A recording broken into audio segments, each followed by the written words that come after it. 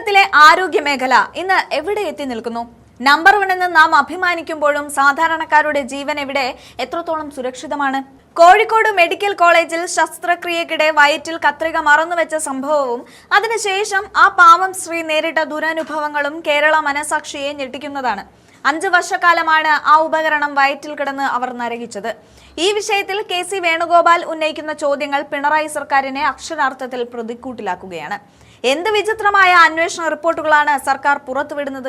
സർക്കാരിന്റെ കെടുകാര്യസ്ഥതയും അനാസ്ഥയും സംബന്ധിച്ച് തിരുത്തുന്നതിന് പകരം എല്ലാം ഭദ്രമാണെന്ന് വരുത്തി തീർക്കാനാണ് ഇവിടെ ശ്രമം നടക്കുന്നത്.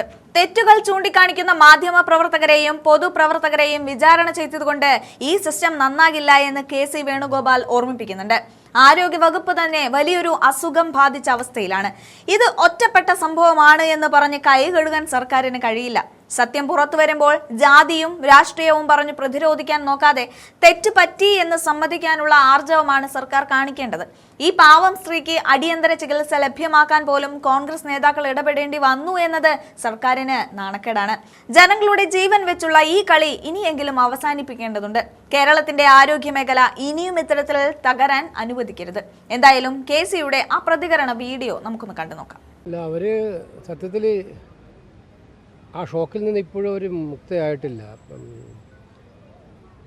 ഡോക്ടർ സുധീന്ദ്രൻ ഉണ്ടായിരുന്നു സർജറി ചെയ്ത ഡോക്ടർ സുധീർ.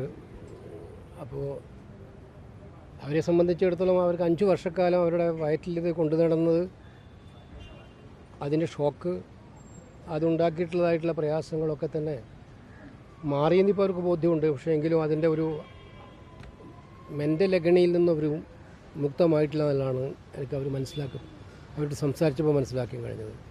അവരാകെ ഒരു മാനസികമായി വിഷമിച്ച അവസ്ഥയിലാണ് ഉണ്ടായത്. കാരണം സ്വാഭാവികമാണ്, ആർക്കായാലും അങ്ങനെ, നമ്മുടെ വയറ്റിലായാലും ഇങ്ങനെ 5 വർഷക്കാലം ഇങ്ങനെ ഒരു ഉപകരണം കിടക്കുക എന്ന് പറഞ്ഞാൽ, ഞാൻ മനസ്സിലാക്കിയത് ആ ഉപകരണത്തിൻ്റെ പുറത്ത് പിന്നെ അതിൻ്റെ അകത്ത് കാൽഷ്യം ഡിപ്പോസിറ്റൊക്കെ ഉണ്ടായി ഒരുപാട് കോംപ്ലിക്കേഷൻ ഉണ്ടാക്കിയിട്ടുണ്ട്. അത് കുറച്ച് എന്തായാലും സന്ദർഭത്തിന് അനുസരിച്ച് സമയത്തിന് ഇവിടെ ആശുപത്രിയിൽ എത്താൻ കഴിഞ്ഞു. അമൃത ആശുപത്രി നന്നായിട്ട് ട്രീറ്റ് ചെയ്തു, അത് എടുത്തു മാറ്റി. അതിൻ്റെ ആശ്വാസത്തിലാണ്. കുറച്ച് ദിവസം കഴിഞ്ഞാൽ അവർക്ക് ഡിസ്ചാർജ് ചെയ്യാൻ പറ്റുമെന്ന് പറഞ്ഞു.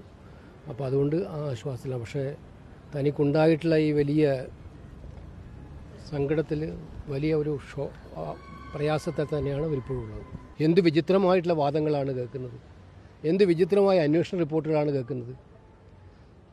സർക്കാരിൻ്റെ കെടുകാര്യസ്ഥതയും അനാസ്ഥയും ഉണ്ടായാൽ അത് പരിഹരിക്കുന്നതിന് പകരം അത് ശരിയാണെന്ന് സമ്മതിച്ച് അതിന് വേണ്ടുന്ന പരിഹാര മാർഗങ്ങൾ ചെയ്യുന്നതിന് പകരം ഇതെല്ലാം വെള്ളപൂശി എടുത്തുകൊണ്ട് എല്ലാം ഭദ്രമാണെന്ന് വരുത്തി നമ്പർ 1 വരുത്തി തീർക്കാൻ ശ്രമിച്ചാൽ അത് ശ്രമിക്കുന്നവർ കൂടുതൽ അവകാശമാവുകയല്ലേ ഉള്ളൂ.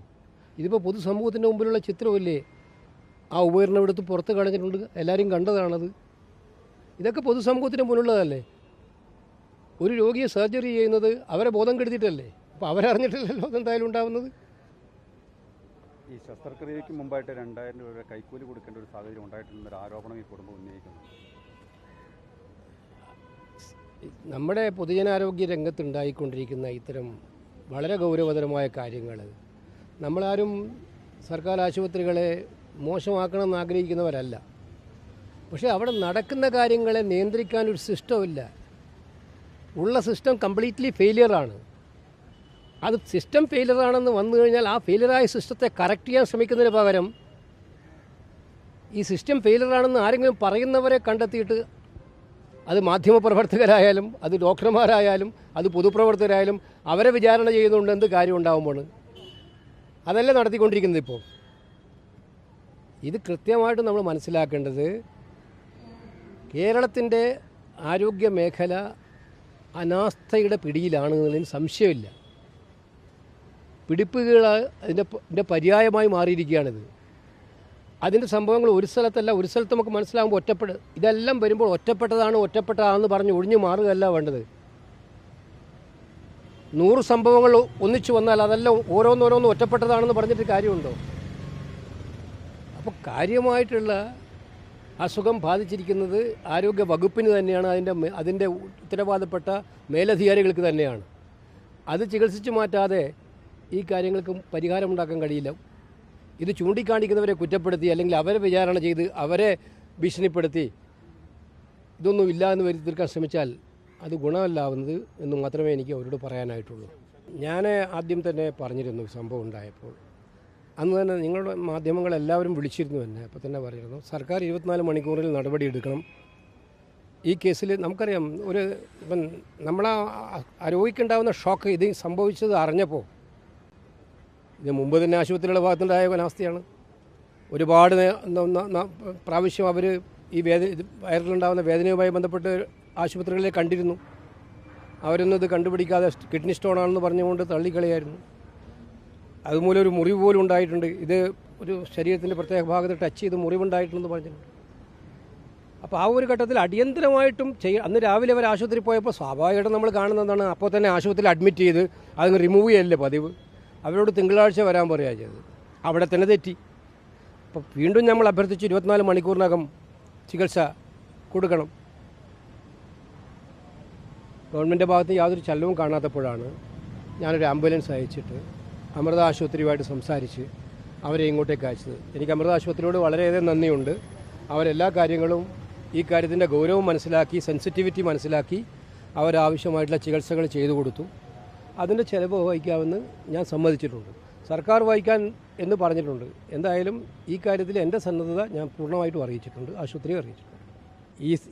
ഉഷ ഒരു സ്ത്രീയല്ലേ, അവർക്ക് സ്ത്രീയുടെ അവകാശങ്ങളൊന്നുമില്ലേ? ഉഷ മാത്രമല്ല, ഹർഷീന ആരാണ്? ഈ ഇത്തരം സംഭവങ്ങളുമായി ബന്ധപ്പെട്ട് ഇത്തരം കാര്യങ്ങൾ ഉന്നയിക്കപ്പെട്ടവരെല്ലാം സഹോദരിമാരല്ലേ? നമുക്കൊരു കുറ്റം വന്നു കഴിഞ്ഞാൽ ആ കുറ്റത്തെ ഏതെങ്കിലും കാണിച്ച്, ജാതി കാണിച്ച്, ജെൻഡർ കാണിച്ച്, മറ്റെന്തെങ്കിലും കാർഡ് കാണിച്ച് ന്യായീകരിക്കാൻ ശ്രമിക്കുകയല്ല വേണ്ടത്. ഞാൻ ആദ്യം പറഞ്ഞതാണ്,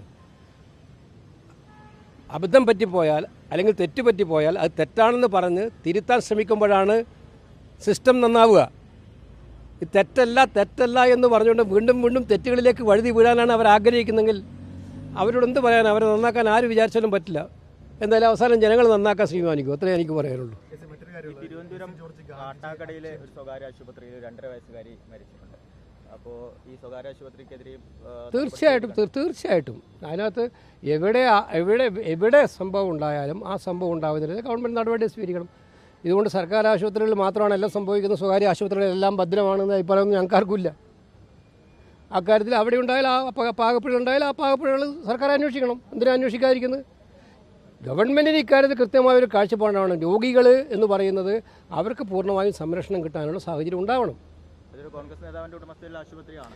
ഏത് നേതാവിൻ്റെ ഉടമസ്ഥയിലുള്ള ആശുപത്രി ആയാലും ആ പറഞ്ഞത് അതിന് അർത്ഥമില്ലേ? ഏത് ആശുപത്രികളിൽ പ്രശ്നമുണ്ടായാലും വസ്തുനിഷ്ഠമായിട്ട് അന്വേഷണം നടത്തട്ടെ. ഞങ്ങളല്ലല്ലോ ഭരിക്കുന്നത്, ഞങ്ങളാണോ ഭരിക്കുന്നത്? അല്ല, ഭരണാരാണ് നടത്തുന്നത്. നടപടി സ്വീകരിക്കേണ്ട ആർക്കെതിരാണ്? മാനേജ്മെന്റിനെതിരാണ്? അല്ല, അതെനിക്ക് അത് മനസ്സിലാക്കേണ്ടത് അത് സർക്കാരുണ്ടല്ലോ. ഞാൻ അവരെ പഠിപ്പിച്ചു കൊടുക്കണം ആർക്കെതിരാണ് നടപടി എടുക്കേണ്ടത്. അതിനാണോ എന്നെ അങ്ങോട്ട് ചോദിക്കുന്നത്? ഞാൻ സർക്കാരിന് പഠിപ്പിച്ചു കൊടുക്കേണ്ട ഒരു മാഷായിട്ടാണോ എന്നെ കാണുന്നത്?